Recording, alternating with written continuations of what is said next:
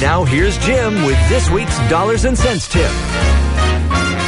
The latest inflation figures came out, and was reading an article this week from the Associated Press, and here's what they said. Our inflation is up just a little bit. It is still not a big problem, in my opinion.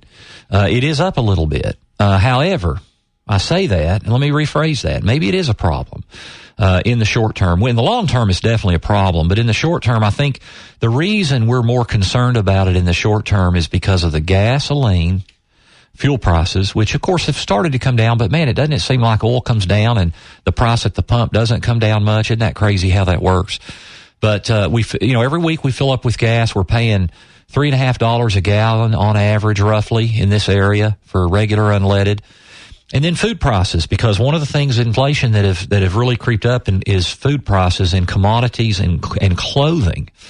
Even in the last 3 or 4 months. I mean, we had the issue with what was going on in Northern Africa and Europe earlier this year that was causing an escalation in food and clothing prices. That's really kind of, really from back then. This is new stuff the last 2 or 3 months, especially with corn because of the heat. All the heat we've been seeing across the country has reduced the corn crops.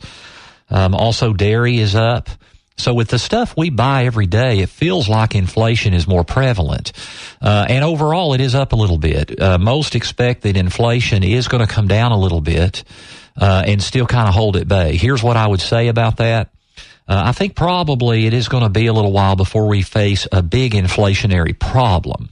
That doesn't mean we're not going to experience some things that are going to create some issues, like especially with energy.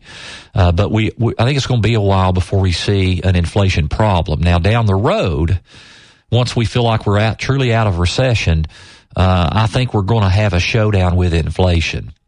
And maybe a big showdown with inflation. You just can't print the kind of money and throw the kind of money we've thrown at this and not eventually more than likely see a problem. That's important for you. If you're 62 and you retire, or early to mid 60s, you have a 50-50, if you're a married couple, you have a 50-50 likelihood that one of you is going to live to be over 90 years old. 50-50. That's a 30-year life expectancy if you're 62. So you need to worry about what things are going to cost when you're 82. You really do. So you need a plan in place to fight inflation. Now, what is the best way in your investment and income plan to fight inflation? And most people think, well, it's a diversified market portfolio. Actually, that's not what I would say first. The first thing I would say is the best way to fight inflation is don't lose a lot of money. Think about it. If you have a market correction and you lose 30%, now you've got to make back all those losses. Plus, in the meantime, inflation is becoming a big problem. You got an issue. The number one way to fight inflation is to not suffer big losses. But then the number two way is you do have to have some growth with your investments, and you're not going to do that with 1 or 2% in a CD, on your return. So how do you have growth but also reduce losses? And that's where you have talked about it many times on this program.